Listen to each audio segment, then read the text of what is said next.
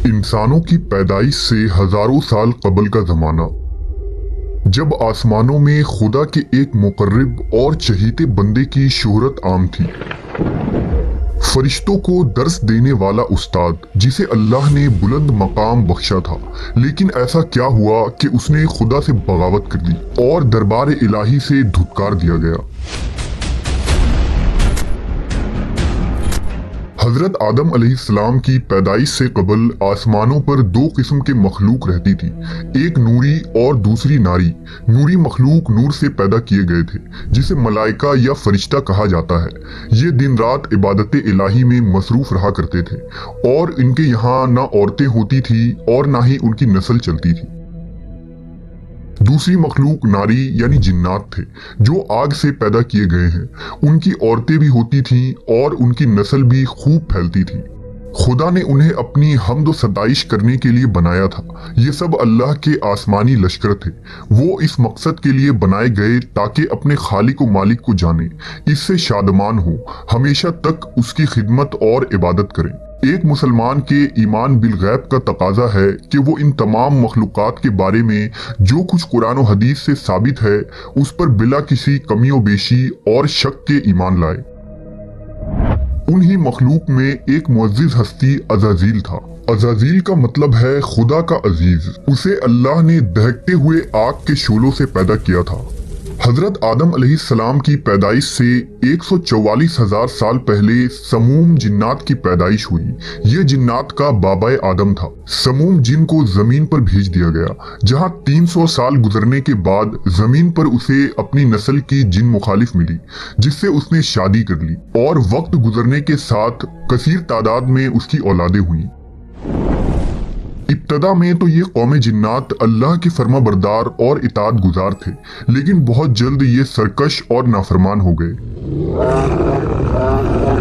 जब उनकी बदआमालियों की हद पार हो गई तो कसीर तादाद में जिन्नात ने मौत का जायका चखा और वो मर गए। इस दौरान जो नेक जिन्नात थे वो बाकी बच गए और उनकी नस्ल आगे बढ़ी। उन्हीं जिन्नातों में एक मशहूर जिन्नात जिन चलीपा था। चलीपा का चेहरा बब्बर शेर जैसा था। चलीपा निहायत ही कद आवर और बहादुर जिन था। उसकी बीवी का नाम तबलीस था, जिसका चेहरा भेड़िए की मादा की तरह था। वो अपने शौहर की तरह दिलेर और ताकतवर जिन थी। उसकी तमाम कौम पर उसने अपनी धाक बैठा रखी थी और कौम का बच्चा बच्चा चलीपा का एहतराम किया करता था। उनके यहाँ एक बच्चे की पैदाइश हुई जिसका नाम अज़ाज़ील था। अज़ाज़ील में अपने माँ और बाप दोनों की खुसूसियात शामिल थी, यानी वो निहायत ही सरकश, मक्कार, बहादुर और ताकतवर था। रिवायतों के मुताबिक कौम जिन्नात को दुनिया में बसाया गया और ये हजरत आदम की पैदाइश से 50,000 साल कबल का जमाना था। बहुत जल्द ये जिन्नात सरकश हो गए और खुदा के नाफरमान बन गए।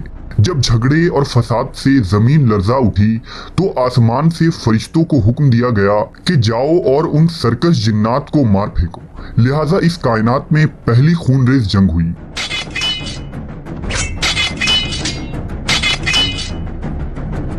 जिसमें अज़ाज़ील के माँ बाप यानी चलीपा और तबलीस ने बड़ी बहादुरी से जंग की, लेकिन फरिश्ते उन पर गालिब आ गए।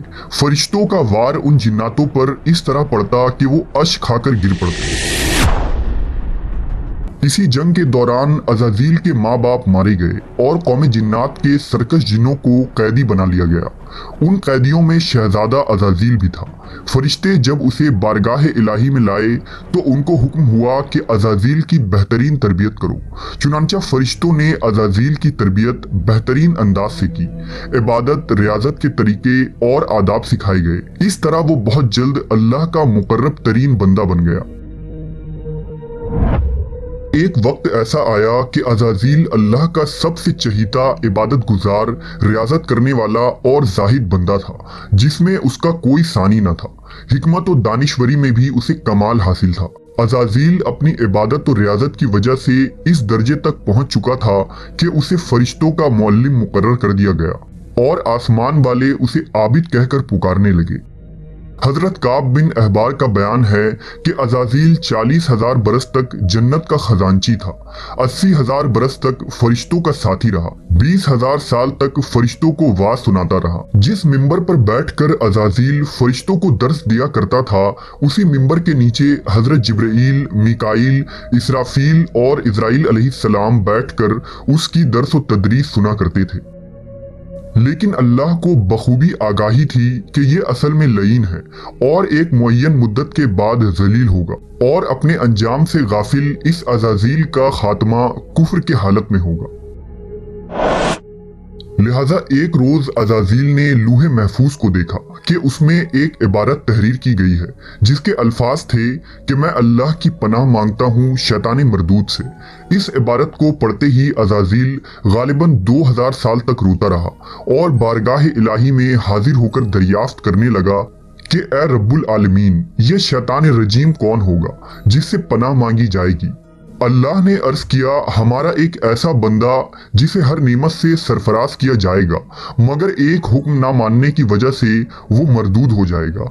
अज़ाज़ील ने ख्वाहिश की कि मैं उस मलऊन को देखना चाहता हूँ, जिस पर अल्लाह की जानिब से अर्ज किया गया कि तू जल्द उसे देखेगा। अज़ाज़ील हर लम्हे इस सोच में गमगीन रहता कि आखिर वो मलऊन कौन होगा जो खुदा का हुक्म मानने से इनकार करने की जुर्रत करेगा। इस खौफ से वो मजीद इबादत और तौबा में मसरूफ रहने लगा, यहाँ तक कि हजारों साल बीत गए जब एक रोज अज़ाज़ील को मालूम हुआ कि अल्लाह ताला एक नई मखलूक पैदा फरमा रहे हैं जिसके लिए दुनिया के हर कोने से मिट्टी लाई गई है। अल्लाह तबारक व ताला ने हजरत आदम के पुतले को अपने दस्त कुदरत से पैदा फरमाया और ये बगैर रूह के 40 साल तक इसी हालत में पड़ा रहा। फरिश्ते जब उसके पास से गुजरते तो घबरा जाते। उनमें सबसे ज्यादा घबराने वाला इब्लीस था। ये उसके पास से गुजरता तो उसे मारता, जिसकी वजह से उस जिस्म से ऐसी आवाज निकलती जैसे खनखनाती मिट्टी की ठेकरी से निकलती है। और फिर वो दिन भी आ गया जब रब्बिल आलमीन ने फरिश्तों से फरमाया कि मैं जमीन पर अपना एक नायब बनाने लगा हूँ, वो जमीन पर मेरे अहकाम को नाफिज करवाएगा। फरिश्तों ने अर्ज किया, ए पाक परवरदिगार, ये जमीन पर फसाद बर्पा करेंगे और ये आपस में खून रेजी करेंगे, जबकि हम तो दिन रात आपकी तस्बीह करते रहते हैं और आपकी पाकी बयान करते हैं। अल्लाह ने फरमाया, जो कुछ मैं जानता हूँ वो तुम नहीं जानते। फिर अल्लाह ने हजरत आदम को तमाम चीजों के नाम सिखा दिए और उन्हें फरिश्तों के सामने पेश करते हुए फरमाया, अगर तुम सच्चे हो तो मुझे उनके नाम बताओ। उन्होंने कहा, तू पाक है, हम तो इतना ही जानते हैं जितना तूने हमें बताया है, बेशक तू बड़े इल्म व हिकमत वाला है। फिर अल्लाह ने फरमाया, ए आदम, उन चीजों के नाम बता दो। फिर हजरत आदम ने उन्हें नाम बता दिए तो फरमाया, क्या मैंने तुम्हें नहीं कहा था कि मैं आसमानों और जमीन की छुपी हुई चीजें जानता हूँ, और जो तुम जाहिर करते हो और जो तुम छुपाते हो। फिर फरिश्तों को हुक्म दिया गया कि आदम को सजदा करो, लिहाजा उन्होंने सजदा किया, मगर अज़ाज़ील ने सजदा से इनकार किया। अल्लाह ने फरमाया, तुझे सजदा करने से किस चीज ने मना किया जबकि मैंने तुझे हुक्म दिया? वो कहने लगा, मैं इससे बेहतर हूँ कि तूने मुझे आग से बनाया और इसे मिट्टी से बनाया है। मैं ऐसा नहीं कि इस इंसान को सजदा करूं जिसे तूने सड़े हुए खनखनाते गारे से पैदा किया है। अल्लाह ने फरमाया, अब तू यहाँ से निकल जा, क्योंकि तू मरदूद हो चुका है और क़यामत तक तुझ पर मेरी फटकार है। अज़ाज़ील ने कहा, ऐ मेरे रब, मुझे रोज़े महशर तक की मोहलत दे दे।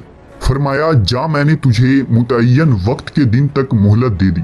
उसने कहा, मुझे तेरी इज्जत की कसम, मैं उन सब को यकीनन बहकाऊंगा, उन पर हमला करूंगा, उनके आगे से भी और पीछे से भी, और उनके दाएं जानिब से भी और बाएं जानिब से भी, और आप उनमें से अक्सर को शुक्रगुजार नहीं पाएंगे। अल्लाह ने फरमाया, यहाँ से जलील व खार होकर निकल जा। उनमें से जो शख्स तेरा कहना मानेगा, मैं उन सब से जहन्नम को भर दूंगा। और यूं बारगाह खुदावंदी से धुतकारे जाने के बाद अज़ाज़ील इब्लीस बन गया। अपनी गुरूर तकब्बुर और रौनक की बिना पर उसकी हजारों साल की इबादत और रियाजत ज़ाय हो गई और उसे अर्श से फर्श पर पटक दिया गया। इस्लाम के अलावा दूसरे मजहबी किताबों और अकीदों में भी इब्लीस या अज़ाज़ील का जिक्र मिलता है। यूनानी किताबों में इसे अपोलियन और किताब मुक़द्दस में लूसीफर या सैटन कहा गया है।